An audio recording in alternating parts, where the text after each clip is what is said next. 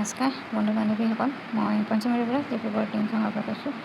আৰু আপোনালোকে দেখিছে এইকেইদিন আমাৰ অসমৰ কি অৱস্থা। 16খন জিলাত পানী হৈ আছিল আৰু ক্ৰমান্বয়ে কিছু অঞ্চলত পানী কমিছে আৰু কিছু অঞ্চলত এতিয়াও পানী হৈ আছে, বৃদ্ধি হৈ আছে। তো আমাৰ নাজিৰাটো বহুত পানী বুলি ক'ব লাগিব।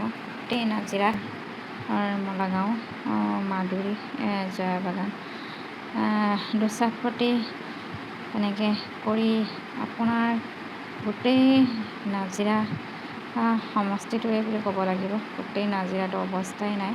কিন্তু আমাৰ মাঘৰ নাজিৰা মাদুৰী গোহাঁই গাঁৱত, তো মই মাদুৰী গোহাঁই গাঁৱতো কিছু অঞ্চলত কিছু জেগাত পানী হৈছে। কিছু মানুহ বহুত বিপদত পৰিছে, বহুত হৈছে। তো ঘৰলৈ ফোন কৰি আছিলোঁ। আজি 3-4 দিন হ'ল তেওঁলোকৰ কাৰেণ্ট কাটি থোৱা হৈছে আৰু তেওঁলোকে কোনো ধৰণৰ ফোন কল ৰিচিভ কৰিব পৰা নাই। আৰু আমাৰ ইয়াৰ পৰা যদি ফোন মাৰোঁ তেতিয়া তাতে ৰিং হয় আৰু আমাৰ মোবাইলৰ পৰা ৰিং হোৱা দেখা যায়, কিন্তু সিহঁতৰ তাত ৰিং নহয়, একো নহয়। মোবাইলটো কোনো ধৰণৰ টাৱাৰ পোৱা নাই, কোনো ধৰণে মোবাইলৰ দিয়া নাই। তো তেওঁলোকে গম নাপায় আৰু আমি ভাবোঁ যে ৰিং হৈছে, ৰিচিভ কৰা নাই বুলি ভাবি থাকোঁ। কিন্তু 3-4 দিন হ'ল কোনো ধৰণে কথা পাতিব পৰা নাই তেওঁলোকে।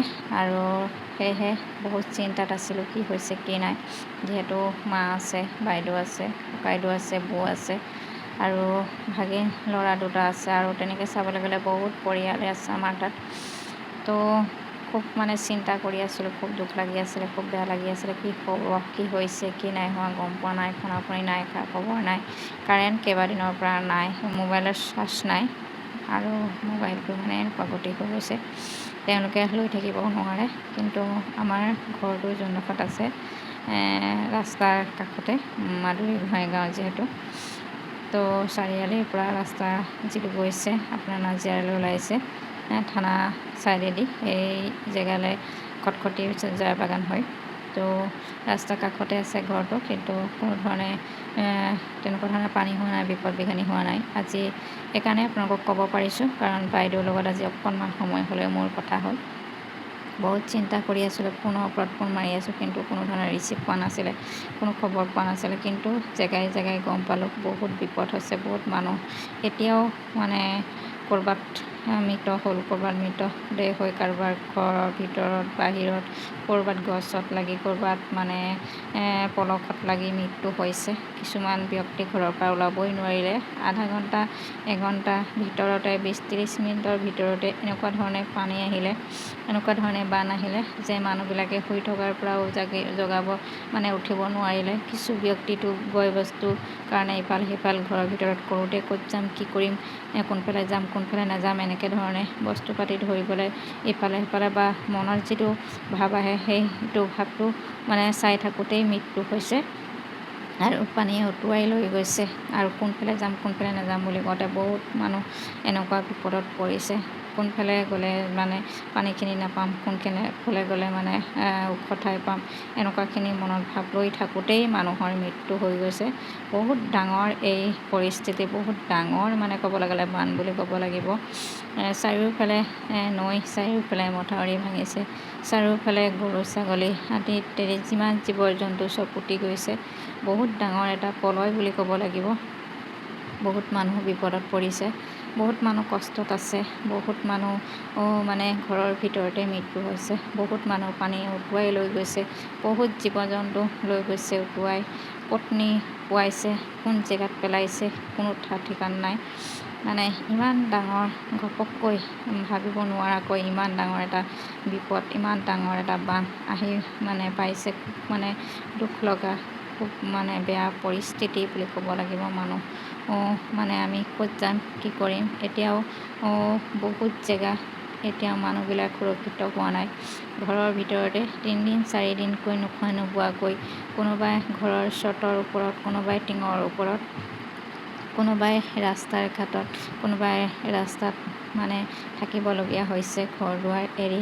ইমান দুখ কষ্ট কৰি কিছু মানুহ চলি আছিল, কিন্তু তেওঁলোকৰ আজি খোৱা লোৱাটো দূৰৰে কথা, নিজে জীয়াই থকাটোৱে বহুত ডাঙৰ বিপদ হৈ আহিছে। বহুত মানে বিৰক্তি, বহুত মনত দুখ, বহুত কষ্ট, যি বাতৰি পাই আছোঁ দেখি মানে শুনি বহুত বেয়া লাগিছে।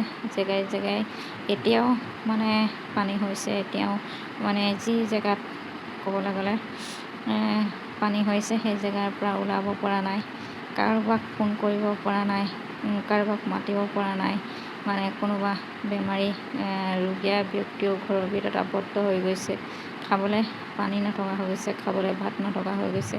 ইমান ডাঙৰ পৰিস্থিতি।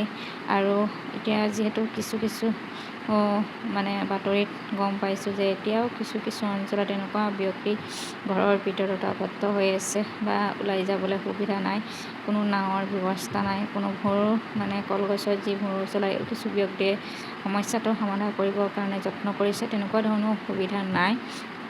কিছু অঞ্চলত ঘৰত থকা বৃদ্ধ ব্যক্তিসকল ঘৰৰ ভিতৰতে আবদ্ধ হৈ আছে।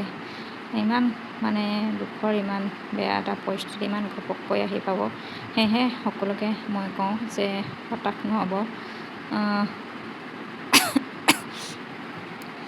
নহ'ব, আপোনালোকে ধৈৰ্য ধৰি কামখিনি কৰিবৰ কাৰণে চেষ্টা কৰক।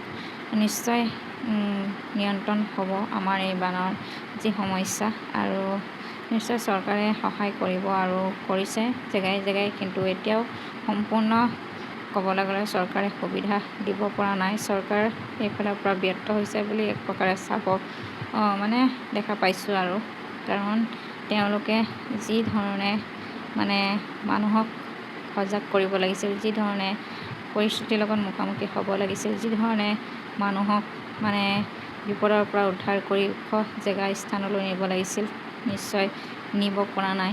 এতিয়াও খা খবৰ পোৱা নাই। আৰু কিছু ব্যক্তি এনেকুৱা হৈছে, নিজে নিজক বচাবনে, ঘৰখন বচাবনে, গৰু ছাগলী বচাবনে, নিজৰ ঘৰৰ ব্যক্তিসকলক বচাব, এনেকুৱা ধৰণে কৰি থাকোঁতেই কিছু পৰিয়ালৰ 4টি, কিছু পৰিয়ালত 1টি 2টি এনেকৈ ব্যক্তি মানে মৃত্যুবৰণ কৰিবলগীয়া হৈছে। তো কি ক'ম আপোনালোকক, খুব দুখৰ বিষয়। কিন্তু মই আপোনালোকক এই কথাটোৱে কওঁ যে আপোনালোকেও নিশ্চয় ভাবি আছে, নাজিৰাত হৈছে পানী, নোহোৱা নহয়, কিন্তু কিছু জেগাত হোৱা নাই আৰু কিছু জেগাত পুৰা হৈছে। তো যি জেগাত হৈছে সেই ব্যক্তিসকলে যাতে যি জেগাত হোৱা নাই সেই জেগালৈ, সুৰক্ষিত জেগালৈ গৈ যাতে নিজৰ প্ৰাণ ৰক্ষা কৰক, যাতে নিজৰ মানে অকণমান স্বাস্থ্যটো মানে অকণমান শৰীৰটো জীয়াই থাকিব পৰাকৈ ক'ৰবাত কিবা খাদ্যৰ ব্যৱস্থা কৰিবৰ কাৰণে যত্ন কৰক। নহ'লেতো গম পাইছে আপোনালোকে, কিছু অঞ্চলত যিহেতু চৰকাৰৰ কোনো প্ৰতিনিধি যাব পৰা নাই, কোনো মানে পুলিচ প্ৰশাসন যাব পৰা নাই, কোনো ফোন কৰিব পৰা নাই। তো নিজে নিজৰ সমস্যাখিনি অকণমান সমাধান কৰিবৰ কাৰণেও আমি যত্ন কৰিব লাগিব। যিহেতু কিছু জেগাত এনেকুৱা পানী হৈছে য'ত মানুহ মানে আছে বুলি মানুহ পুলিচ প্ৰশাসনেই হওক বা আমাৰ চৰকাৰেই হওক গম নাপায়। তো আপোনালোকে চেষ্টা কৰক, নিশ্চয় ভগৱানে সকলোকে সহায় কৰিব, সকলোৱে ভালে কুশলে থাকিব, তাকে ক'লোঁ। আৰু তো আপোনালোকে সাৱধান হওক আৰু সজাগ হওক, সচেতন হৈ থাকক, যাতে কোনো কাৰণতে যাতে আপোনালোকে যিকোনো পৰিস্থিতিৰ লগত মুখামুখি হ'বৰ কাৰণে। কাৰণ বাতৰিবিলাক চাই গম পাইছোঁ, ৰাতি 12টা, 1টা, 2টা, 3টা, যেটামান বজাত হ'লেও ব্যক্তিসকল সুৰক্ষিত স্থানলৈ যাবৰ কাৰণে যত্ন কৰিছে, টোপনি ক্ষতি কৰিছে, দিনে ৰাতিয়ে মানে কষ্ট কৰিছে, খোৱা নাই ক'বলৈ গ'লে নিজৰ জীৱন বচাবৰ কাৰণে। তো আপোনালোকেও সকলোৱে সেইখিনিয়ে কৰিব লাগিব, কাৰণ নিজৰ জীৱনটোৱে মেইন। বাকী যি আপোনাৰ বয় বস্তু, ঘৰ দুৱাৰ যি হৈছে হ'বলৈ দিয়ক, উপায়তো নাই। কাৰণ এই প্ৰকৃতিৰ লগত আপুনি মই কোনো মানে যুঁজিব নোৱাৰোঁ। কাৰণ প্ৰকৃতিয়ে যেতিয়া আমাক মানে শাস্তি দিয়া বুলি ক'ব লাগিব। আৰু কাৰণ আমাৰ ক'ৰবাত নহয় ক'ৰবাত আমাৰ ভুল হৈছে, ক'ৰবাত নহয় ক'ৰবাত দুখ হৈছে, য'ত প্ৰকৃতিয়ে আমাক এইখিনি মানে দণ্ড দিছে বুলি ক'ব লাগিব, এক প্ৰকাৰে শাস্তি দিছে বুলি ক'ব লাগিব। কাৰণ নহ'লে ইমান ঘপককৈ, ইমান মানে তৎক্ষণাত, ইমান কম সময়ৰ ভিতৰতে চাৰিওফালৰ পৰা এনেকুৱা ধৰণে মানে বাতৰিবিলাক নিশ্চয় নাপালোঁ হয়, নিশ্চয় দুখ নেলাগিলে হয়, নিশ্চয় আমি সকলোৱে ভালে থাকিলোঁ হয়। কাৰণ ক'ৰবাত নহয় ক'ৰবাত আমি দেখিছোঁ, কাৰণ ভগৱানে আমি কৰা ভুলখিনিৰ পৰাই আমাক শাস্তি দিছে যেনেধৰণে আমি প্ৰকৃতিৰ লগত যুঁজিব নোৱাৰোঁ, তেনেধৰণে আমি নিজকে নিজে সুৰক্ষিত কৰিবৰ কাৰণে চেষ্টাটো কৰিব পাৰোঁ। তো তাকে কৰক, সকলোৱে হতাশ নহ'ব, সাৱধান হওক আৰু সজাগ হৈ থাকক। নিজেও সজাগ হওক, আনকো সজাগ কৰি তোলক, যাতে কাৰো মন নাভাঙে, কাৰো যাতে মনত দুখ নাহে, যাতে নিজকে নিজে লৈ ভালে থকাৰ চিন্তা কৰক।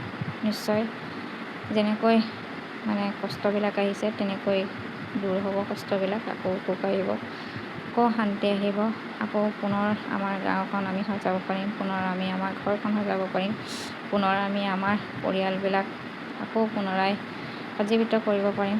তো ইয়াকে ক'লোঁ মই মোৰ ফালৰ পৰা। নিশ্চয় আপোনালোকক মই কোনো ধৰণে সহায় কৰিব পৰা নাই, তথাপিতো নিজে ভিতৰি ক'বলৈ গ'লে বহুত কষ্টত আছোঁ। আপোনালোকক চাই, আপোনালোকক দেখি নিজকে নিজে কিবা লাগিছে, নিজৰ মন আত্মাক বুজাব পৰা নাই। ভগৱানো এনেকুৱাখন কিয় কৰিলে বা কেলৈ কৰিলে একো গম নাপাওঁ। যিহেতু আপোনালোকে যিসকল আছে সকলোৱে কুশল মংগলে থাকক, ইয়াকে ক'লোঁ। ঠিক আছে, আজি ৰাতি বহুত হৈ গ'ল।